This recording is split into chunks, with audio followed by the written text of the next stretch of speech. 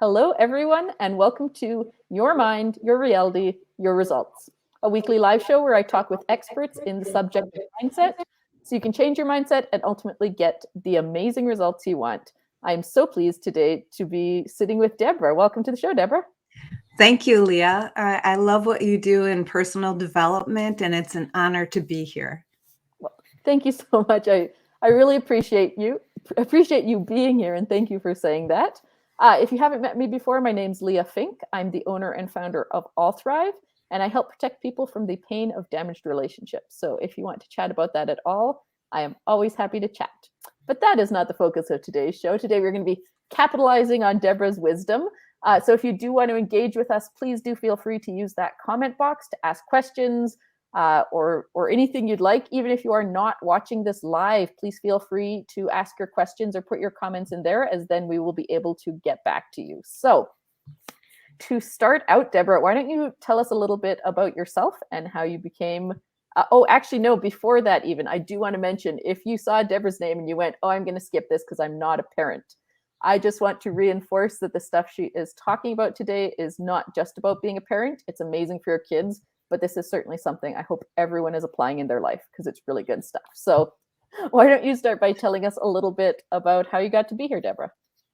Well, I would love to tell you that I'm really committed to coaching parents transform the chaos in their home because I see parents and children struggling, especially now. Some of my clients come to me saying, my child just doesn't get out of bed when I say it's time for school. There's yelling and we're always late. When I say clean up, I always hear no.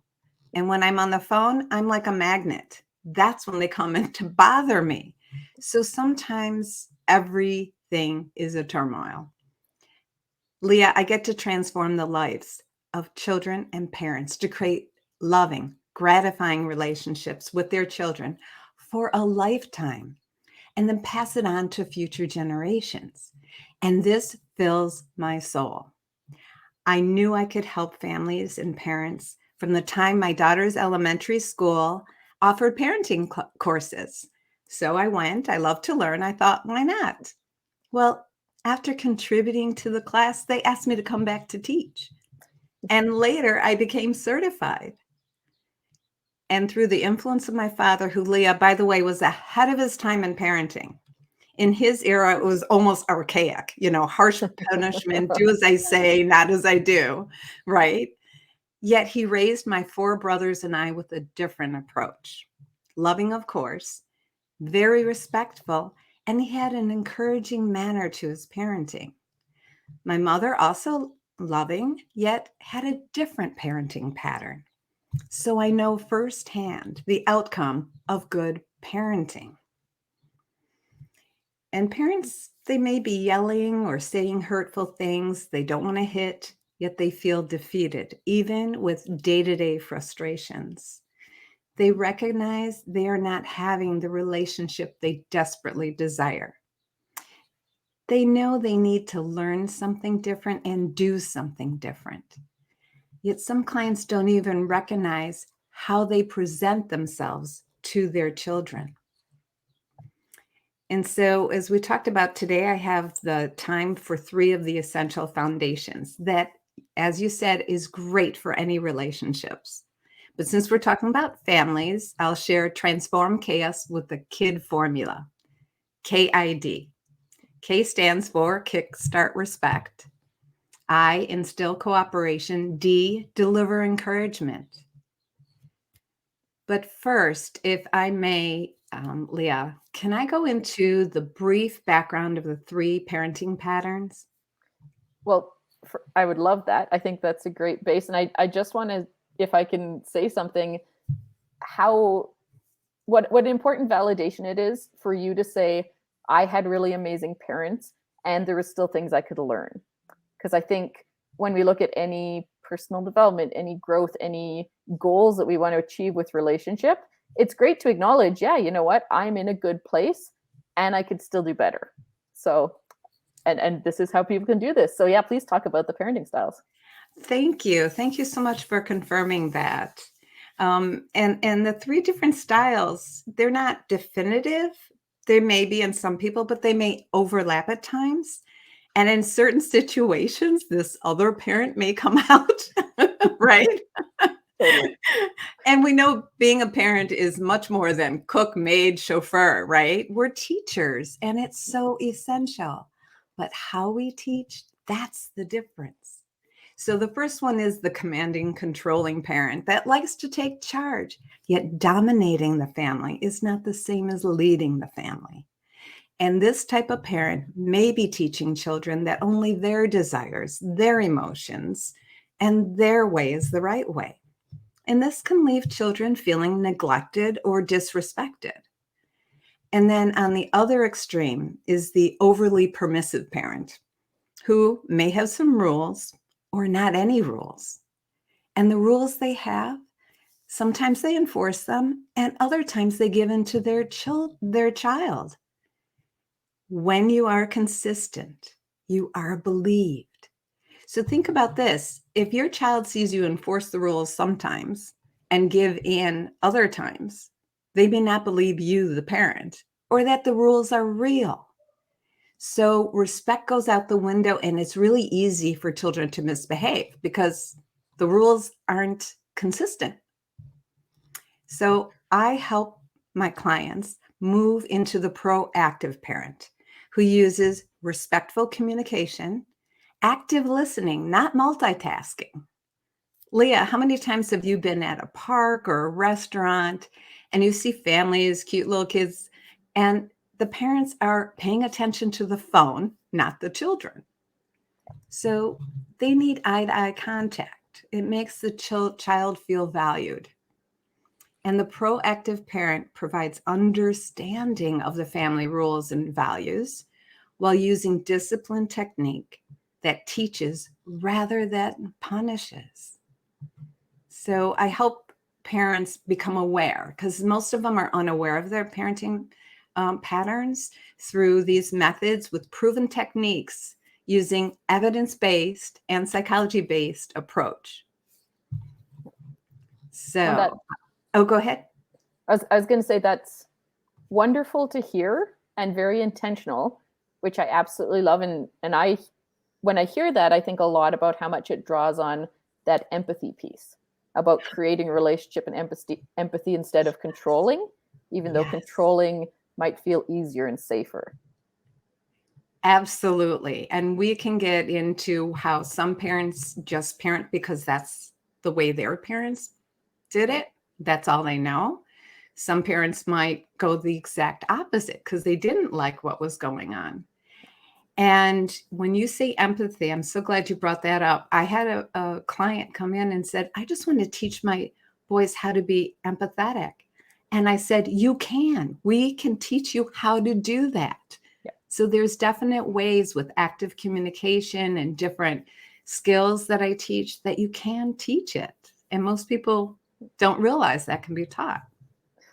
I'm 100% with you because that's part of what I do is teaching empathy. And I would think a great start for that would be respect. So do you want to move into K of the kid formula? Absolutely. Thank you.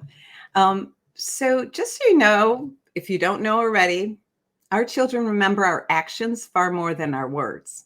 Even as adults, we hear that, right? Actions speak louder than words.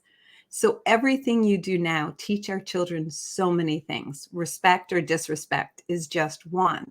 So if you think about it like this, when I show respect, I'm teaching respect. And we could use a lot more of that today.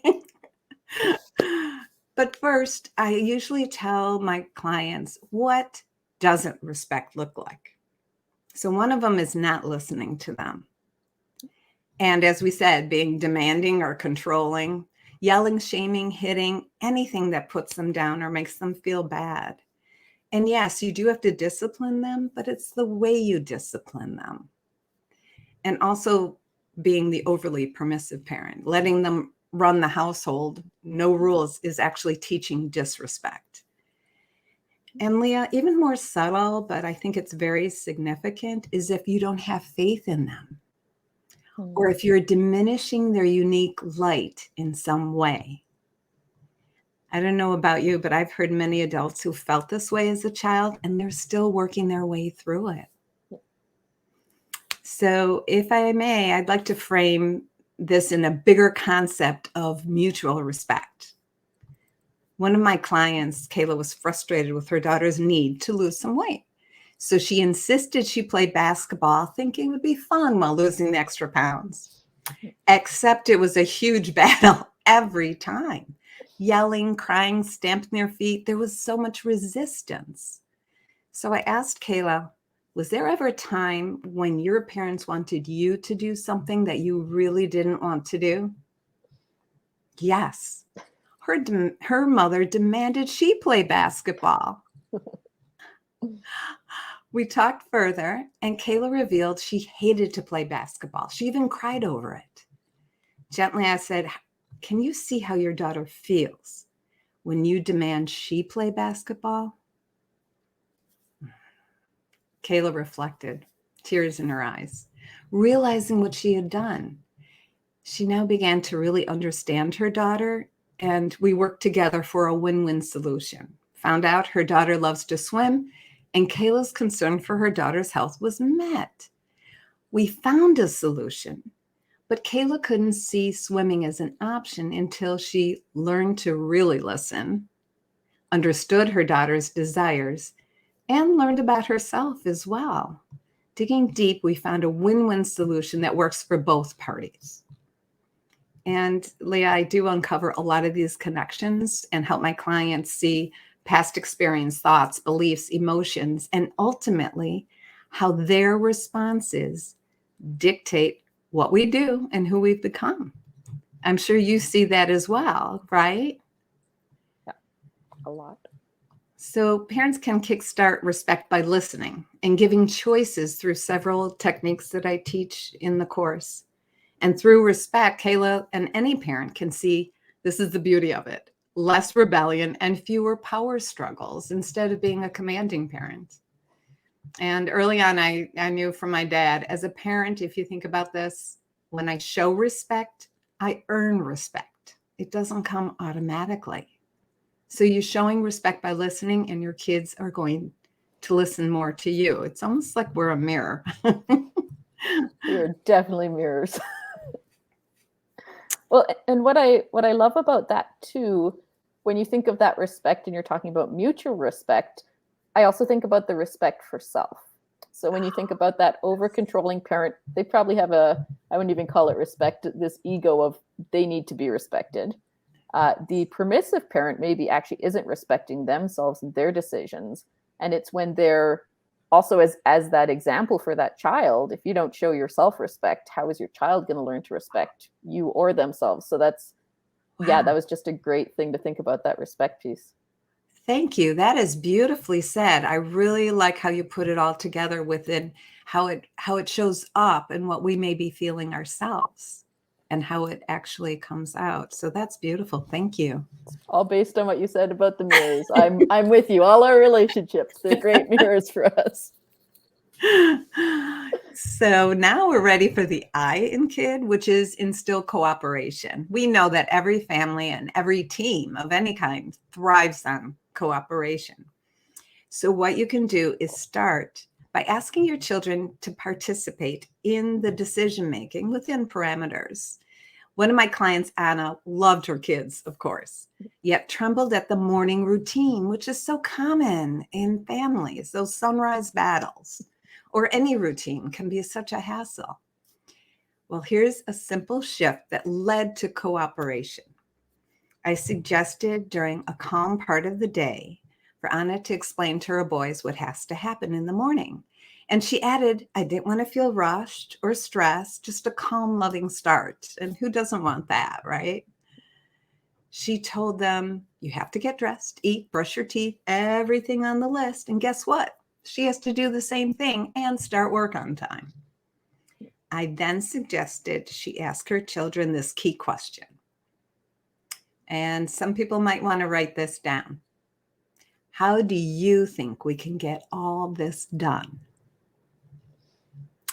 Her son suggested a change. They put it into action, and the next morning went smoothly. Later that same day, her 5-year-old said, "Mommy, you didn't yell at me all day." That's a little, yeah.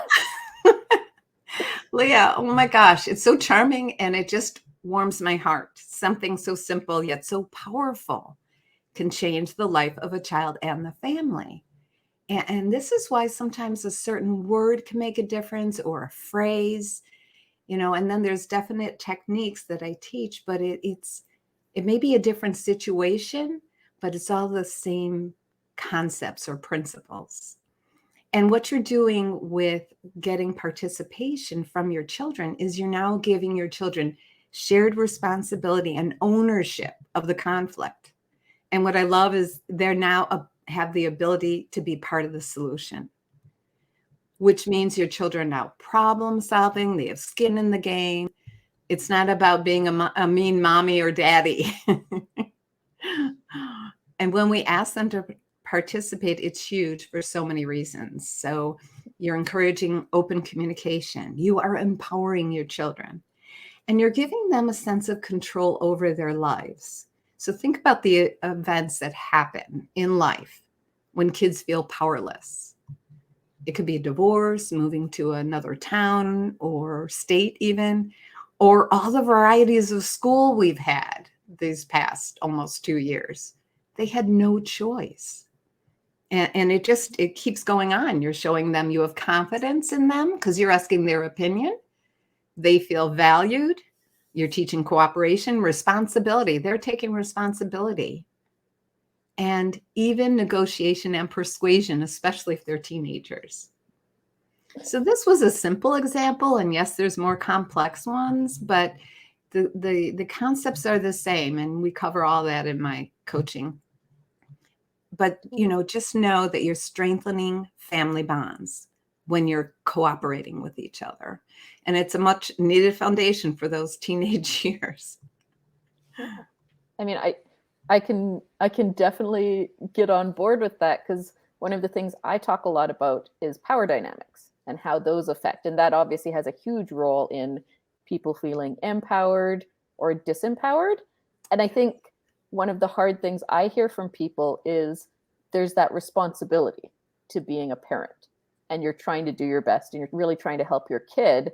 And the challenge is maybe recognizing that when you give this cooperation, you give them the opportunity, you also have to be a little comfortable that things aren't going to go exactly how you want them. There's probably going to be times it's going to be imperfect, but the outcome you get, that empowerment of your kids, that, like, in the long run, cooperation, better relationship is so worth maybe being late that day or trying out something they suggested that just didn't work. And so I just, it's such an important piece, though, and in your relationship with anyone. Absolutely. And it might take one of my clients did say, well, it takes longer. It was a more complex technique, because you go from easiest to, if that doesn't work, because everyone's different, we have about 6 or 7 or 8 more in the toolbox, right? So you see what works for that child at that time. They change. So it might not, you try something else when they get older, but you're so right. And it's amazing how these work on every relationship, as you said. And what you're doing is you're developing these great qualities for kids now, and they can use it in the future. They can use it in their own relationships. Like I said, pass it on to future generations. And sometimes if it doesn't work now, because they're not used to it, sometimes you just have to do it a couple of times. And then they see, oh, okay, this is better than yelling. That consistency you talked about before. Exactly. Perfect. Okay, so that's step number 2. What is D? D in kid is for deliver encouragement.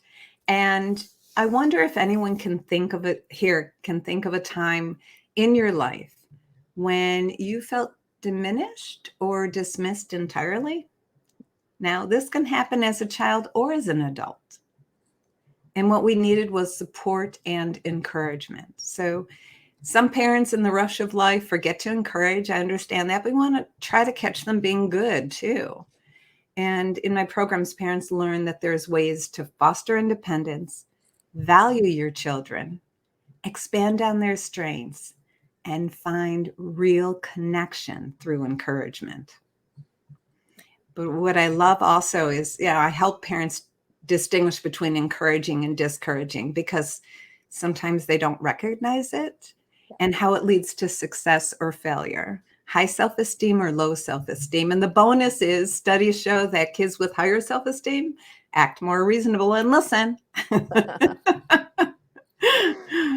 And no matter if you have a lively child or special needs child, these techniques are priceless in helping all children gain higher self-esteem.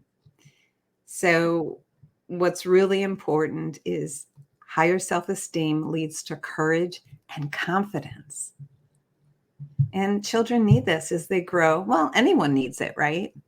As we grow and navigate the world at every stage. But Leah, what I love is that parents are learning to instill these qualities in their children. Whether it's a young age or if they're in high school, college, even after college, these work tremendously.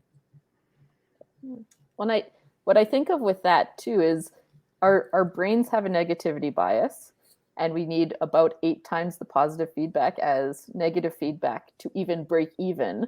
And if you think about, maybe you have been having those challenges that you were talking about before with lack of cooperation or lack of respect, how often kids might actually be getting the opposite of that, right? How many times they've been nagged to do something or told, or mom's yelling or whatever, compared to the very occasional you did good.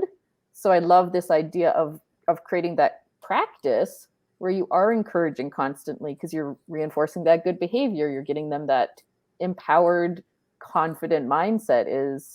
It's cool how the kid all works together to really build up a kid, to build up anyone, really. Thank you. And encouragement, it has to be genuine, right? And not just their achievements or how they look, right? It's their being, it's their characteristics, right? I really like how you shared with someone. I mean, that's for the little kids, but for teenagers, I really like how you stood up for your friends, right? There's so many ways that we can encourage without it being an achievement or something on the outside. And we want them to, and then encouragement helps when they're frustrated with homework or sport or musical instrument, name anything. We don't want them to quit, right? At the first sign of frustration, we want them to go beyond those challenges and succeed. Because to have the self-confidence to value themselves and their accomplishments is what our goal is. Now, I do have a strategy. Do we have enough time? Yes, we do. Okay. So one of the encouragement strategies or tools has the acronym SEND, send encouragement. So if there's a big goal and they need some support and encouragement, you can start with S for smaller steps. So you want to break down that difficult goal into smaller, more manageable steps or tasks. And then E is for encourage. So you want to encourage their strengths that they already have. Maybe remind them of past achievements that will help them through any of the steps. So it's best to have it relatable. And then E is also for effort. You want to notice and actually compliment their effort, not just the completion towards the task. And then when that task is achieved, you're on to N, which is the next step towards the goal. And then it's just repeat. Next step, encouragement, next step, encouragement until you get to the goal. And then D is for don't forget to celebrate the successes and the efforts. But we believe not with rewards like money or treats. We really want our children to be self-motivated. You're not always going to be there. And I know there's different schools of thought on this, especially in the schools, right? Totally. But it's so nice to have a balance of self-motivation. It's incredible. Again, I grew up with 4 brothers, and somehow we were all self-motivated. I say somehow, but I know it's the parenting.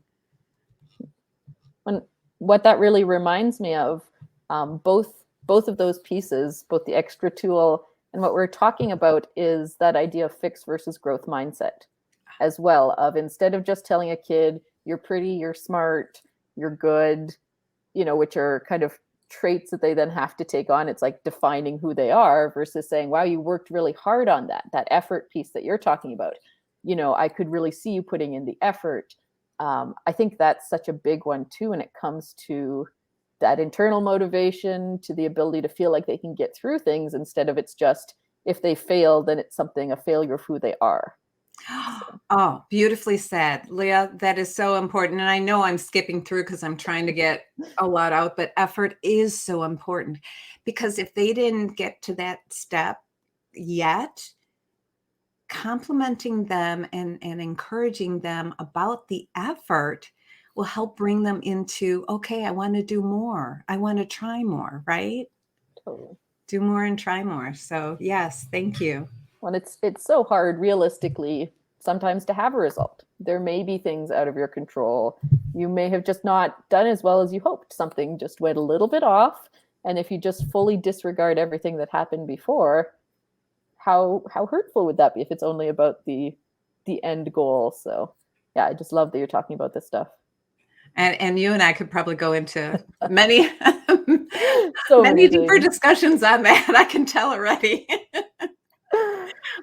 I did find a wonderful story that speaks about this in a certain way. In my research, I do a lot of research, and in the research, I found this woman. Her name is Ada Yonith, and she grew up in a very poor family, and then went on to become a Nobel Peace Prize winner.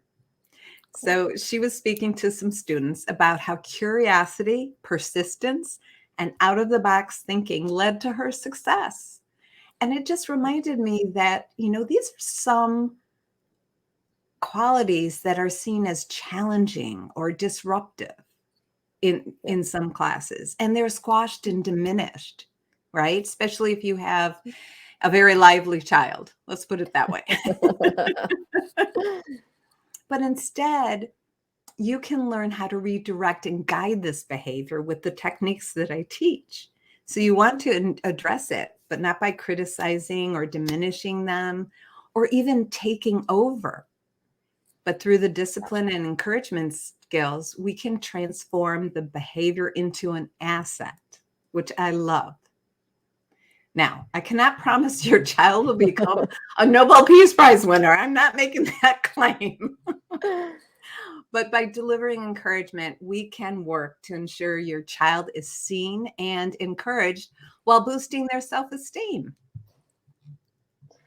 And that's what parents want. Ideally, you just want your kid to be happy. You want them to be healthy. You want the people in your life that you're in a relationship with to feel confident and happy and healthy. And that confidence helps, as you know, being a business owner. The self-confidence, the courage, it's all hand in hand to go after your dreams, to get beyond the obstacles, because you have that end goal in mind. And what I love is that you don't have to choose between being a likable parent or holding your children accountable. That's the beauty of the KID formula and other methods I teach. It helps you achieve the desires you have for your relationship with your children or any relationship. No, that's a really important distinction, I think, to make as we close. And that same thing for your kids, for you as a boss to your employees, whatever that looks like. You do not have to decide between being likable and between being responsible in a good way, holding boundaries.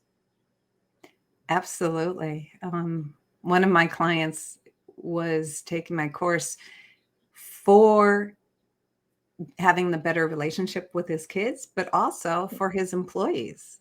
And we related how it can work in a business setting. Yeah.